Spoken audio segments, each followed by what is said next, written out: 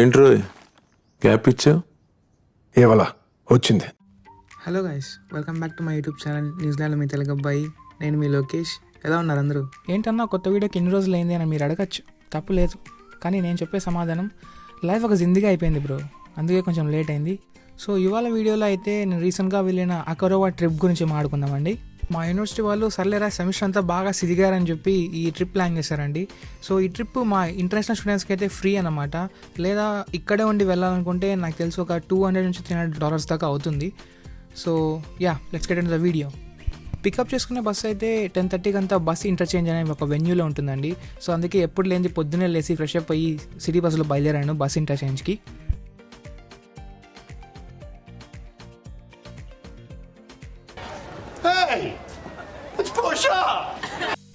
ఏంట్రా ఇది ఎయిర్పోర్ట్ లాగా ఉంది అనుకుంటున్నారా? లేదండి, ఇది బస్ ఇంటర్చేంజ్. ప్రతి మెట్రో బస్ ఇక్కడికి వచ్చి వేరే వేరే ప్లేసెస్కి ఇంటర్చేంజ్ అవుతుంది అనమాట. యూనివర్సిటీ అంతా కాస్ట్ చూసుకుంటుంది, కానీ మేము ప్రతి ఒక్క ఇంటర్నేషనల్ స్టూడెంట్స్ ఒక ఫామ్ ఫిల్అప్ చేయాలండి, రిజిస్ట్రేషన్ ఫామ్. ఆ రిజిస్ట్రేషన్ ఫామ్లో ఉంటుందన్నమాట. సో మేము కాయకింగ్కి వెళ్ళాలనుకుంటున్నామా, లేదా డాల్ఫిన్ క్రూజ్ ఉంది, డాల్ఫిన్ క్రూజ్కి వెళ్ళాలనుకుంటున్నామా అని చెప్పి. సో ఎదురుగా కనబడుతుంది మన వాహనం అన్నమాట, దీంట్లోనే వెళ్తున్నాం ఈరోజు. సమ్మర్లో డాల్ఫిన్స్ చాలా తక్కువగా బయటకు వస్తాయంటే నేనైతే కాయకింగ్ చూస్ చేసుకున్నానండి. అదేంది బ్రో కాయాకింగ్ అని చెప్పి బూతులు మాడతాను అనుకుంటున్నారా? లేదండి, కాయాకింగ్ అంటే ఒక చిన్న బోట్ లో ఇద్దరిని కూర్చోపెట్టి చేతిలో 2 స్పూన్లు పెట్టి సముద్రంలోకి వదిలేస్తాను అనమాట. పోండ్రా ఏమైనా చేసుకోపోండి అని చెప్పి, దాన్నే కాయకింగ్ అంటారు. సో అకరోవా అయితే క్రైస్ట్చర్చ్ నుంచి 1 hour 17 minutes డ్రైవ్ అండి కార్లో అయితే.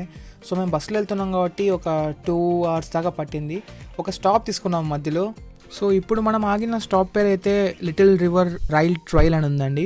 సో ఇక్కడ కెఫే ఉందన్నమాట. సో దానికి మా డ్రైవర్ ఆపి ఇక్కడ ఏమైనా కావాలంటే తీసుకోమన్నాడు. వ్యూ చూసారా ఎలా ఉందో? చాలా బాగుందండి. సో ఇంకా ముందు ముందు కూడా చాలా బాగున్నాయి వ్యూస్. సో నెక్స్ట్ లొకేషన్కి వెళ్ళిపోదాం. సో 1 hour డ్రైవ్ తర్వాత అకరోవాకి అయితే రీచ్ అయిపోయామండి.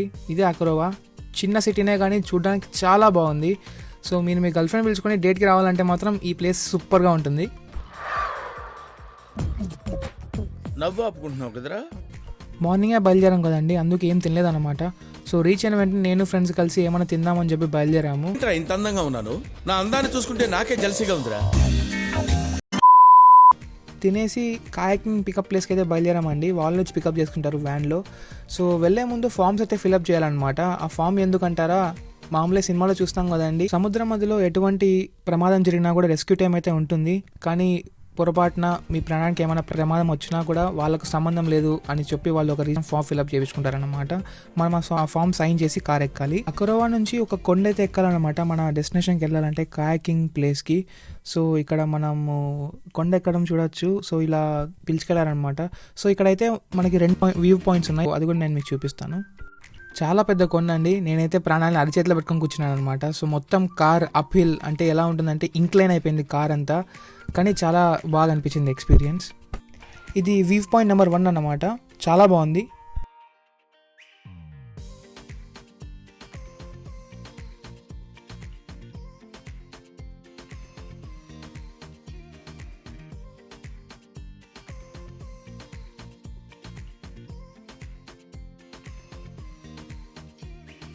వ్యూ నెంబర్ 2కి అయితే బయలుదేరామండి. మన డ్రైవర్ అక్క అన్నీ చెప్తానమాట. సో ఎంత దూరం వెళ్తున్నాం, ఎక్కడికి వెళ్తున్నాము, ఎలా ఉంటుంది ప్లేస్ అని చెప్పి చాలా ఎక్సైటింగ్గా అనిపించింది.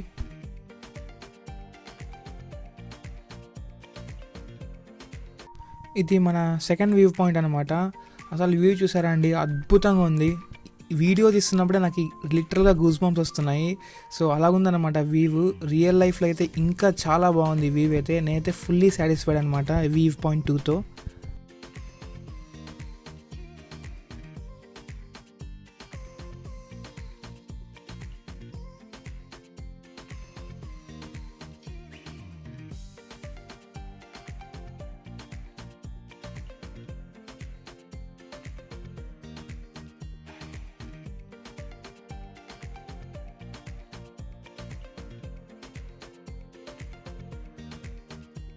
డెస్టినేషన్కి అయితే ఆల్మోస్ట్ రీచ్ అయిపోయామండి. కార్ ఎలా వెళ్తుందో అమ్మో, డ్రైవర్ అయితే 100 ఏళ్ళు బతకాలండి, చాలా సేఫ్గా పిలుచుకొచ్చింది మా అందరినీ.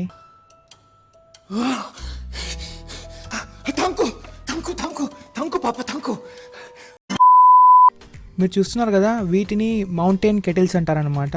ఇవన్నీ మౌంటైన్స్ పైన ఉంటాయండి. సో వీటిని చూస్తున్నప్పుడు నాకు ఒకటే గుర్తొచ్చింది, అదేంటంటే చదువుకోండిలే, లేకపోతే నన్ను కాయాల చూడు మీరు.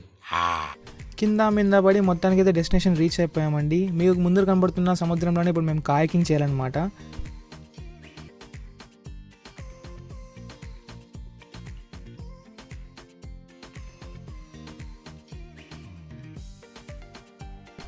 వేసుకోవడానికి ఇలాంటి చెప్పులు ఇంకా ఒక గౌన్ ఇచ్చారండి మాకు.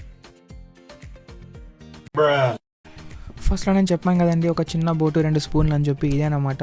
సో వాటి సాయంతో ఇక్కడ వరకు వచ్చాము. చాలా ఎక్సలెంట్గా ఉండిందండి ఈ ఎక్స్పీరియన్స్. మొత్తం పెడల్ని పుష్ చేసుకొని రావడం కానీ, ఆ సముద్రం మధ్యలో ఉండి ఇలా ఫోన్ తీసి వీడియో ఆన్ చేయడం కానీ, అలాగా సముద్రంలో ఒక 1 అవర్ నుంచి 2 అవర్స్ దాకా ఉన్నాము. అది అయిపోయాక రిటర్న్ బయలుదేరాము.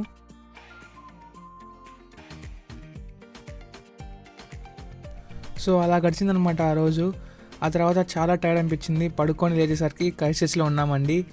So this is it for the video guys. Thank you so much for watching my video. ఇప్పుడు కొంచెం గ్యాప్ వచ్చింది, కానీ ఇప్పుడు నుంచి కొంచెం కన్సిస్టెంట్గా ఉండడానికి ట్రై చేస్తాను. Please like and share this video and subscribe to my YouTube channel. Thank you so much. జై హింద్.